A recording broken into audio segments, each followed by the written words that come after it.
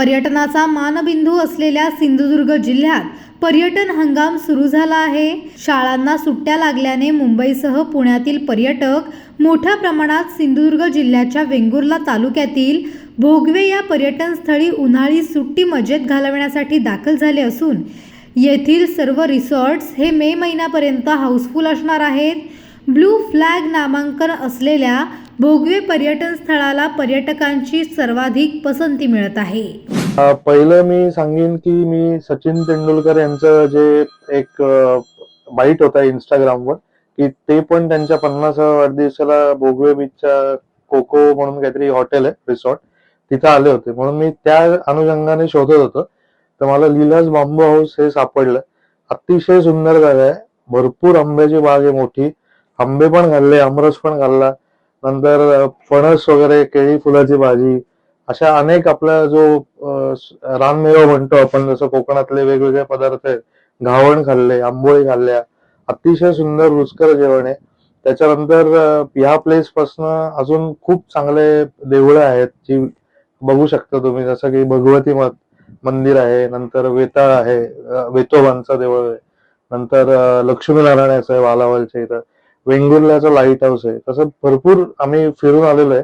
आता 3-4 दिवस आहे आणि सगळ्यात आवडती गोष्ट म्हणजे गजबजाट नाही, फॅमिलीसाठी अतिशय सेफ जागा आहे, मुलं वगैरे पण राहू शकतात, प्रायव्हेट बीच आहे त्यामुळं थोडी फॅमिली फ्रीली वावर करू शकतात आणि शांतता आणि वेल मेंटेन क्राऊड आहे, त्यामुळे राहायला इथं खूप छान मजा येते असं मला वाटतं आणि अवश्य भेट द्यावी. लीलाजला. आपलं नाव अमित टंगसाळे, पुण्यावरून आलोय. सो आम्ही आता 3 दिवस झाले राहतोय इकडे. इथलं वातावरण खूप आल्हाददायक आहे. आजूबाजूला यांच्या स्वतःच्या बागा आहेत, त्याच्यामुळे तापमान कितीही जरी वाढलं असेल, उन्हाळा आहे तरी पण इथे खूप थंड हवा चालते, त्याच्यामुळे जास्त गरमीचा त्रास होत नाही. रिसॉर्टच्या इथून एक अर्धा टेकडीचा अंतर तुम्ही जर पार करून पुढे गेले चालत तर तुम्हाला सरळ प्रायव्हेट बीचचा ऍक्सेस आहे, त्याच्यामुळे इथे अजून मजा येते. बाकीचे जास्त लोक बीचवर नसल्यामुळे तुम्हाला पाण्यात खेळायला मजा येते. पाणी खूप स्वच्छ आहे, त्याच्यामुळे तो पण प्रॉब्लेम नाही, तुम्हाला खूप मजा येईल इकडे आल्यानंतर.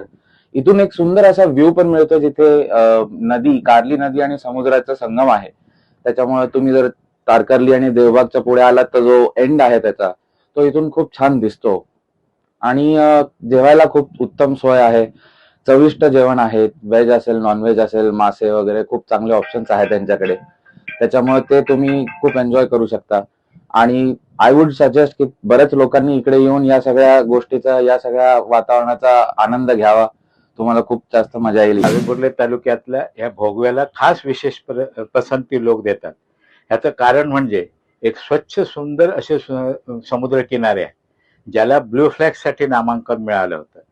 या बाजूला, एका बाजूला आंब्याच्या सुंदर बागा आहेत, हा थंडावा आणि असलेले स्वच्छ समुद्र किनारे हे लोकांना भावतंय, आकर्षण वाटतंय आणि यामुळे या भागात विशेषतः भोगव्याला लोक पसंती देतात.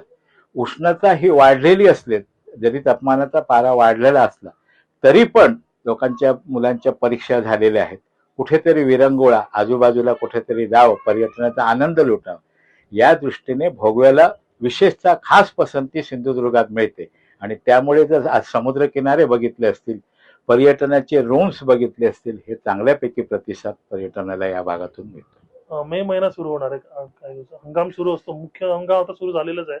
कसा मे महिन्यात सुद्धा कसं असेल? निश्चितपणे मे महिन्याचं पर्यटकांचं स्वागत आम्ही करू. गेल्या वर्षीच्या तुलनेत 15 मेला पाऊस सुरू झाला, हा अखंडपणे पाऊस राहिला. यंदा मात्र वातावरणात कुठेतरी थोडासा बदल वाटतोय, पण तसं होऊ नये किंवा त्याचं ते विरजण पडल्यासारखं होतं, तर चांगल्यापैकी प्रतिसाद आहे. आणि मे महिना हा तर अगदी ह्याचाच सीझन असतो, मोस्ट सीझन असतो, तर ह्या सीझन आम्ही निश्चितपणे आनंदाने स्वागत करू. येणाऱ्या पर्यटकांना निश्चितपणे सुखावं, हा त्यांचा प्रवास होईल, आनंद मिळेल, यासाठी प्रयत्न करू.